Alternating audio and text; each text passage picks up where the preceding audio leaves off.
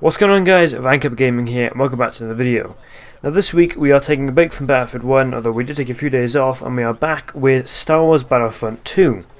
Now this isn't exclusive gameplay, this is gameplay I've borrowed from other YouTubers, and it's just highlights in the background to really illustrate the point that I'm talking about, and in most cases just be something for you to look at.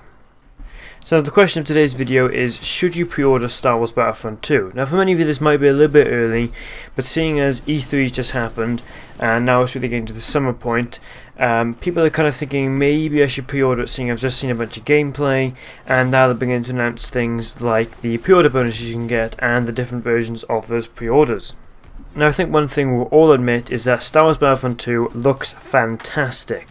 The gameplay looks really good and seriously improved over the first game. The gunplay is much better, there's a lot better systems, and overall it's just so much more thought out than the first game, and there's a lot of stuff that, again, the first game seriously lacked, and that Battlefield 1 is actually lacking itself.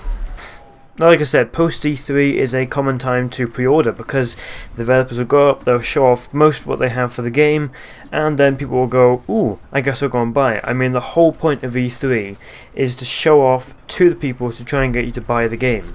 There's no reason for them to show it off except for you to go and buy the game. They don't care what people who review games and get them games for free think. They want you to buy the game because that makes them money. Now sadly, pre-ordering Star Wars Battlefront 2 is something of a risk, mainly because of the bad record that DICE have with pre-order games, and mainly because Star Wars Battlefront 1 had a really bad launch and turned out to be a pretty mediocre game overall.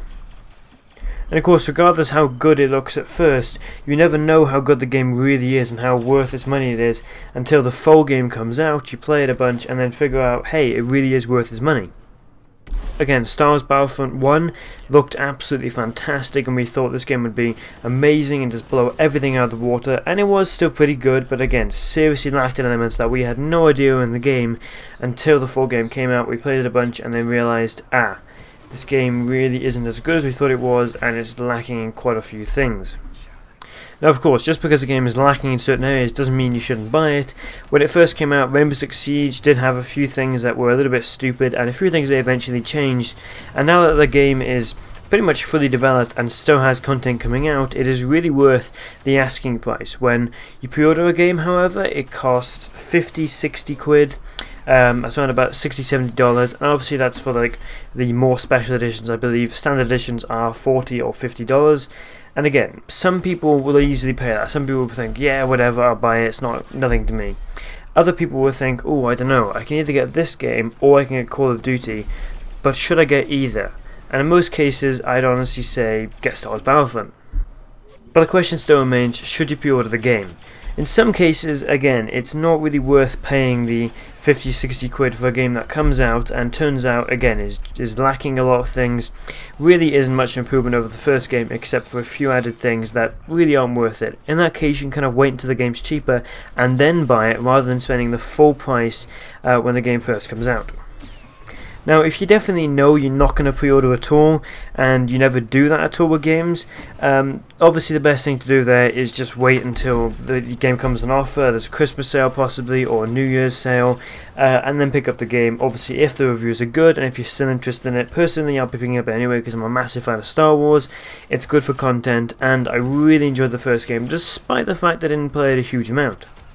Something that occasionally happens as well is when the first DLC comes out, the game will again drop in price or be on offer to try and entice people to buy the DLC and the full game. And speaking of DLC, Star Wars Battlefront 2 apparently has no season pass. So if you are going to buy this game, the good news is you buy the game and that's it. There's no season pass in terms of getting extra DLC. Who knows what that means in terms of the DLC, however, because the DLC could still be something you have to buy rather than get completely for free. What I really hope is that it's like Rainbow Six Siege. You can buy to get the stuff early and not have to wait to get it, or you can just get it for free and have to spend a long time playing to really work up and buy those exclusive things. So then if you're a massive fan of the Star Wars universe and you buy everything to do with Star Wars, or if you're in my case you're a sort of a YouTuber who covers the game, or journalist, something like that, or if you're just a massive FPS fan and you think this game looks really good, obviously pre-order it. You will have to run into the risk of, if the game comes out and it's terribly designed or it doesn't work at launch and it's really badly done and you have to play through that for the first couple of months until the game is finally fixed, that is obviously a problem. But at the same time, you do get to play the game most of anyone, and you get the game when it's launched and you get it for as long as possible before general people. Now the one that I think most people are, which is nervous about the quality. If you are nervous about the quality of this game in terms of it's actually a good game, if it has a lot in it, and if it's made well, but you don't really think you should pre-order, and you're thinking maybe I should because it could be really good, but then you think, but hang on, it could be terrible, it could be poorly done, and it might not even work at launch. Personally, in that case, I'd say don't pre-order it. If you can happily wait until, say, Christmas or again New Year's, I'd say don't bother at all, just wait until it comes on offer and then buy it. Obviously, if you want a little bit more guidance, if the reviews are really good and there's a lot of content on YouTube, then definitely go and get it. If there's not much content on YouTube, because content on YouTube has a big effect, or not a big effect, but is a really good showing for how good a game is and how much people enjoy it, because the YouTubers will make videos on it, the videos do well because people watch them because they enjoy the game, and then more videos get released. And again, I mentioned this earlier, if you're on the fence between, say, Star Wars Battlefront 2 or COD World War 2 in terms of the new FPS game for 2017-18, personally I'd say Star Wars Battlefront. Mainly that's from my perspective because A, I'm a big Star Wars fan, B, I'm a big DICE fan, and C, COD World War 2 looks really good, and I do think that's going to be a good game, but at the same time I sort of look at it and I go, I don't think it's going to last long. I think people are going to play it for, say, half the year and then maybe completely lose interest in it. While Star Wars Battlefront 2, at the moment, with the little amount we've seen, I will be honest, this is going off a very small amount of gameplay we've seen, but I do think Star Wars Battlefront 2 is a game you can seriously play for about a year, maybe 2 years if you stretch it. Star Wars Battlefront 1 only lasted me about a month or two, so in that case I'm not hopeful, but then again I really hope Star Wars Battlefront 2 is fantastic. But if you are seriously thinking I want to get an FPS game at the moment that is fun to play, gonna last me a long while, has lots of content and a clever DLC system, get Rainbow Six Siege. Battlefront 1 is good, but Rainbow Six Siege is fantastically built, a lot of fun, and you can really play it for thousands of hours and still really enjoy it.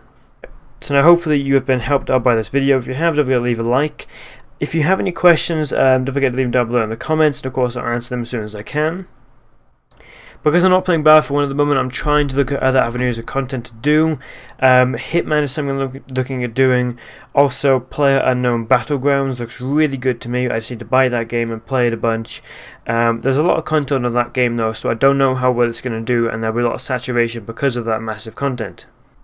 So if there's any games you guys like to see me play, Rainbow Six Siege is one that I really need to get back to playing consistently.